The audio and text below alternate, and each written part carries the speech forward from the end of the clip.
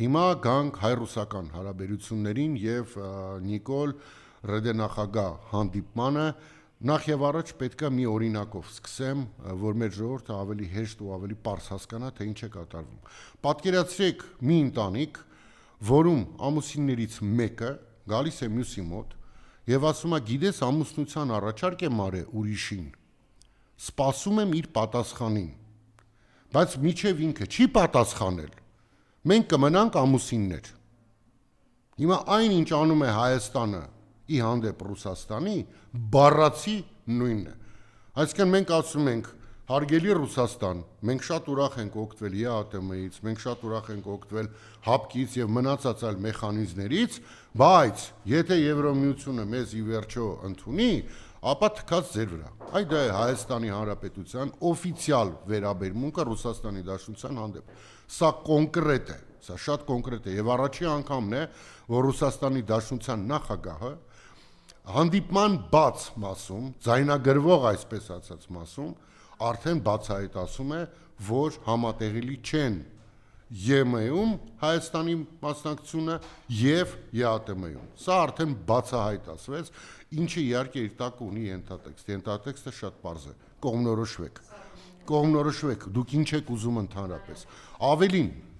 այս հանդիպումը հատկանշական է դրանով, որ հանդիպան սկզբից Ռուսաստանի Դաշնության նախագահը խոսեց այն թեմաների մասին, որոնց մասին սովորաբար ընդունված է խոսել փակ դռների հետևում։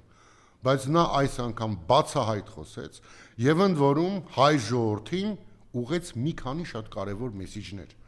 Այդ մեսիջներից ինձ համար ամենակարևորը հետեւյալն էր, որ Հայաստանում կան ուժեր, այդ թվում պրոռուսական ուժեր, խնդրում ենք թույլ տալ, որ իրանք մասնակցեն ազատ ընտրություններին։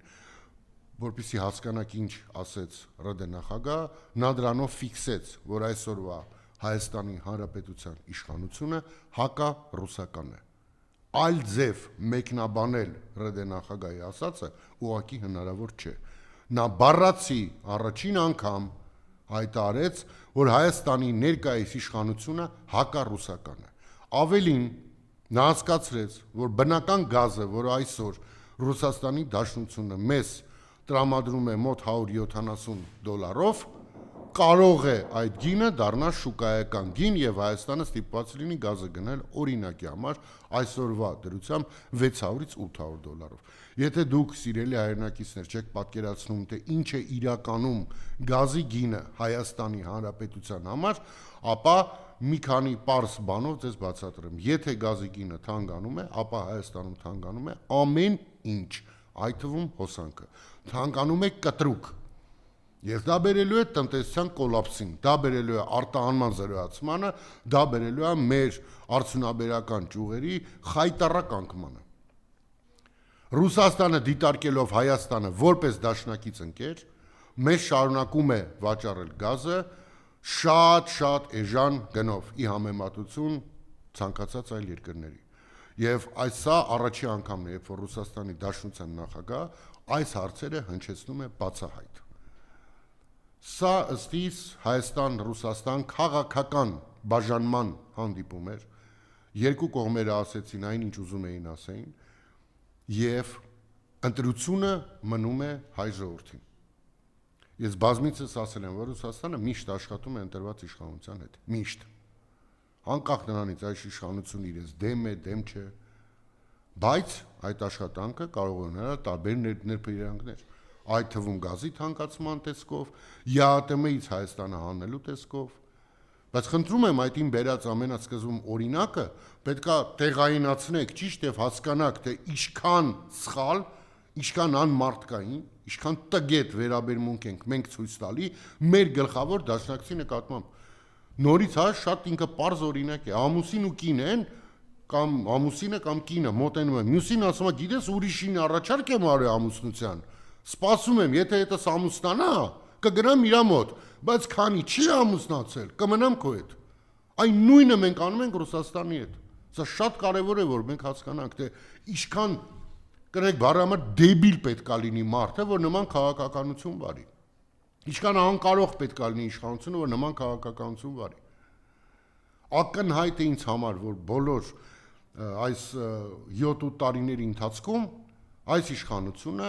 իրականացրել է տարբեր երկրների պատվերներ։ Մի դեպքում ԱՄՆ-ի, մի դեպքում Իսրայելի, մի դեպքում Եվրամիության տարբեր անդամների, մի դեպքում Թուրքիայի, մի դեպքում Ադրբեջանի։ Այսօր իրենք կուրորեն առաջ են տանում Հայաստանում Թուրքիա եւ Ադրբեջանի շահերը։ Կուրորեն են առաջ տանում։ Դրա վառ ապացույցն է Արցախ բառից կարմրելը, դրա վառ ապացույցն է ցեղասպանության մասին վերջին հայտարարությունները այսօրվա վարչապետի, դրա վառ ապացույցն է քրեական հետապնդումները Արցախի ազատագրման հետ կապ ունեցող գրեթե բոլոր մեզ հայտնի գեներալների, նախագահների եւ մնացածի ուղղությամբ։ Այսինքն Հայաստանի Հանրապետությունում այսօր պատժելի է լինել մարդ, ով կանգնած է Արցախի եւ Հայաստանի անկախության ակունքներում։ Քրեորեն պատժելի է։ Մենք պատրաստ ենք այդ պայքարի եւ նրան պետք է պատրաստ լինի նաեւ մեր սիրելի ժողովուրդը։ Մեր ժողովուրդը ունենալու է շանսը իր քվեով այդ պայքարը ավարտի հասցնել։ Ես բազմիցս ասել եմ, որ ըստիս այսօրվա անդիմադիր դաշտում կա մեկ մարդ, ով առանձնանում է բոլորից իր փորձով, իր անցած ճանապարհով եւ իր պոտենցիալով։ Դա ըստիս նախագահ Քոչարյանն է։ Եվ ես կասկած չունեմ, որ իր իշխանության գալու դեպքում մենք ունենալու ենք կրկին թռչկաձև աճ, մենք ունենալու ենք խաղաղություն, մենք ունենալու ենք արժանապատիվ խաղաղություն եւ մենք չենք վախենա ամեն օր արթնանալուց, որ ինչ որ բան հանձնվել է Թուրքին։ Սա մեկ։ Երկրորդը, նախագահ Քոչարյանը միակն է ընդդիմադիր դաշտում, ով բացահայտորեն ասում է, որ իր իշխանության գալու դեպքում պատժժվի են ենթարկվելու այս իշխանության այն ներկայացուցիչները, որոնք պատճառ են դարձել Արցախի հանձնման, որոնք պատճառ են դարձրել Հայաստանի սուվերեն տարածքների հանձնման եւ որոնք խաբել են մեր ժողովրդին։ Սա շատ կարևոր կետ է։ Մեր ժողովրդին 2018-ին խաբած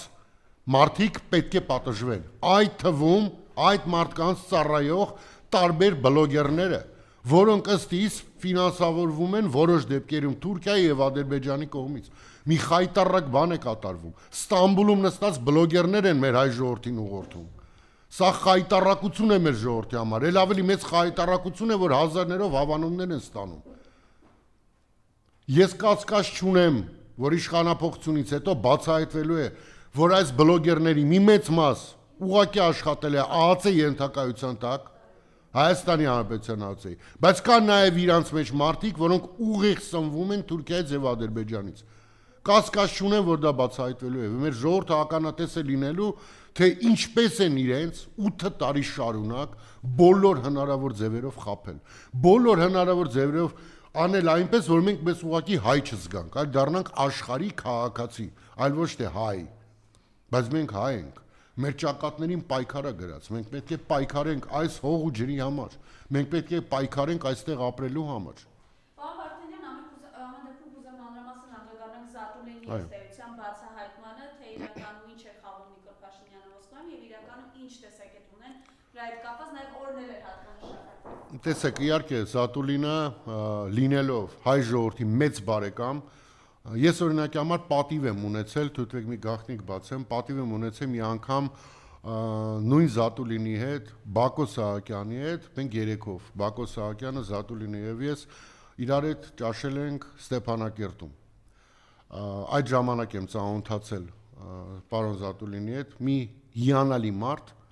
ով իրոք տառապում էր հայկական խնդիրներով, ով իրոք տառապում էր արցախյան խնդրով։ Ինքը պատրաստ էր գրեթե ամեն ինչի։ Ինքը մեր հայազգի ամենամեծ բարեկամներից մեկն էր։ Չլիներով հայ,